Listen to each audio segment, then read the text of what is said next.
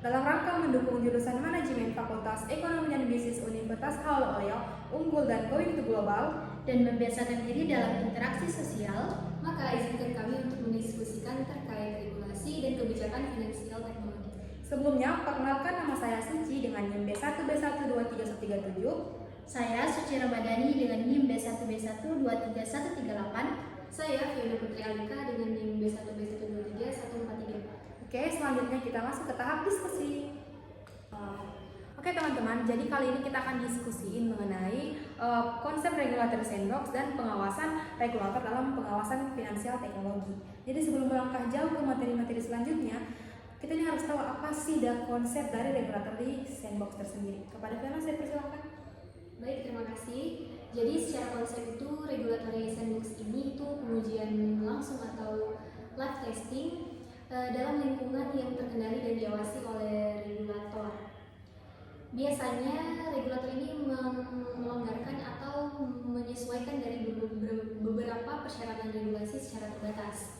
Nah, di Inggris ini menjadi salah satu pionir pertama yang meluncurkan sandbox ini itu pada tahun 2016 yang dinamai dengan proyek Innovate. Sudah jelaskan nih konsep terkait dengan apa sih, kayak misal Inggris merupakan pionir pertama dari sandbox ini. Kita mungkin mau tahu nih apa sih ciri-ciri kunci dari sandbox tersendiri. Nah, masuk ke ciri kunci regulatory sandbox ini dapat kita rangkum menjadi yang pertama ada kelonggaran regulasi sementara, di mana ini diberikannya relaksasi sementara dari ketentuan regulasi tertentu yang umumnya telah berlaku di sepanjang ruang lingkup eksperimen. Nah, hal ini juga membantu startup yang belum berpengalaman untuk dapat memahami kewajiban hukum dan belajar mengenai teknologi dan model bisnis baru.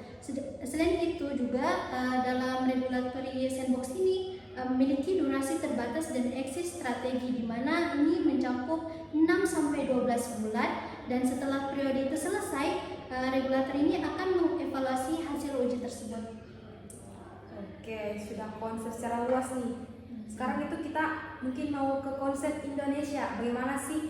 Kan kita tahu nih Indonesia itu termasuk dalam proaktif dalam pendekatan dalam finansial teknologi. Mungkin saya jelaskan. Betul sekali. Jadi Indonesia itu termasuk salah satu negara yang proaktif mengadopsi pendekatan sandbox ini, di mana pada tahun 2017 sampai 2018 itu Indonesia ini punya regulator utama, yaitu Bank Indonesia atau BI dan Otoritas Jasa Keuangan yang biasa kita sering dengar, yaitu OJK. Jadi BI di sini fokus utamanya itu di inovasi fintech dalam sistem pembayaran, sementara OJK dia di sektor keuangan yang non-bank dan digital secara umum. Oke, sudah disinggung nih bagaimana regulatori dari Bank Indonesia. Tapi kita nih harus tahu nih bagaimana sih di sisi dari OJK.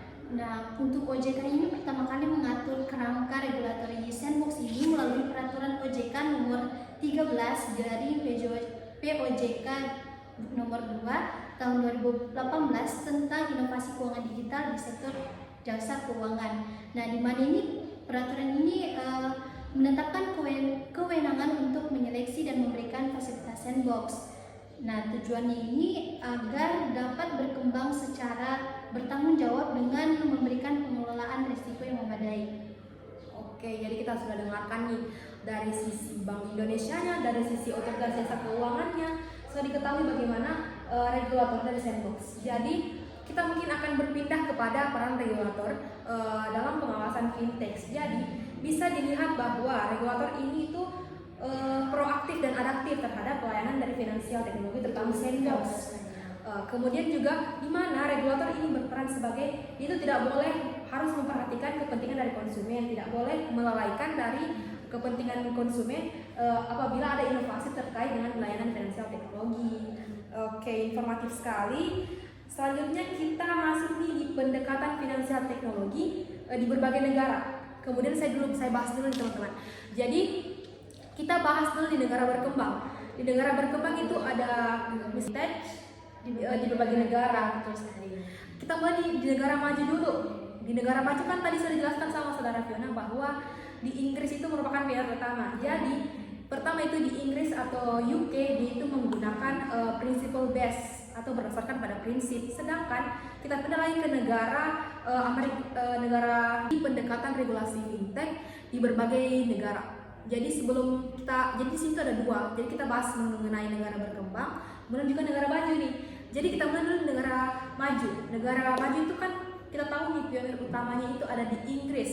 Jadi di UK itu dia menggunakan menggunakan principle based yang dimana dia itu berdasarkan pada prinsip. Kemudian ada Amerika Serikat atau US.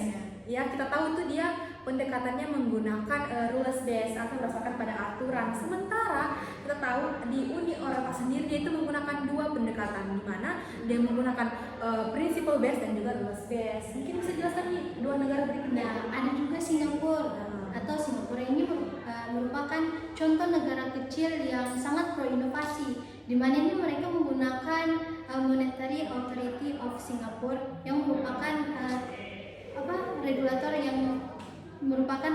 terpadu tunggal yang mengawasi seluruh sektor keuangan termasuk fintech. Kemudian ada Tiongkok. Nah, Tiongkok ini sangat memiliki dinamika yang unik. Awalnya ini longgar atau laissez-faire yang mendorong inovasi pesat. Kemudian diperketat secara reaktif setelah sistem tumbuh besar.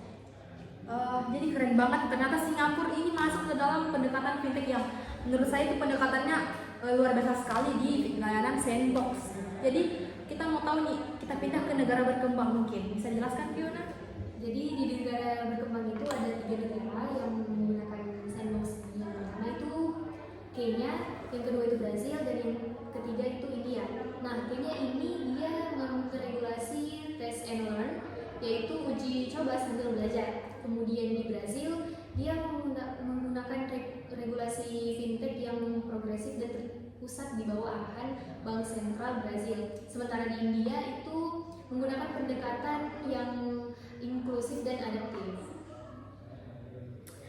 Oke, kita sudah jelaskan nih bagaimana pendekatan sandbox finansial teknologi di negara berkembang, di negara maju. Jadi kita bisa melihat perbandingan dari karakteristik dari pendekatan tersebut. Kayak tadi ada principle based digunakan di negara Inggris, kemudian ada rules based itu digunakan di negara Amerika Serikat, kemudian ada regulasi terfragmentasi, juga terintegrasi, terus ada otoritas tunggal tadi. Nah, otoritas tunggal yang di Singapura tadi. Oke, terus ada fleksibilitas terhadap inovasi, terus ada perlindungan konsumen, terus ada inklusi keuangan di negara apa tadi? Di negara India. Oke, jadi itu tadi mengenai pendekatan finansial teknologi khususnya sandbox di berbagai negara. Kemudian kita lanjut di sisi Indonesia lagi nih, kita akan jelaskan nih bagaimana sih sandbox regulatornya di Indonesia. Jadi di Indonesia dia itu menggunakan sama seperti Uni Eropa, dia kombinasi dari principle based dan rules based regulatory. Jadi dapat disimpulkan nih ternyata Indonesia mirip dengan negara Uni Eropa, di mana dia menggunakan dua pendekatan. Yang pertama ada rules based dan juga ada principle based. Jadi dia berdasarkan pada prinsip juga berdasarkan pada aturan. Oke. Jadi setelah selesai nih diskusi kita mengenai konsep dan juga peran regulator dalam sandbox atau regulatory sandbox.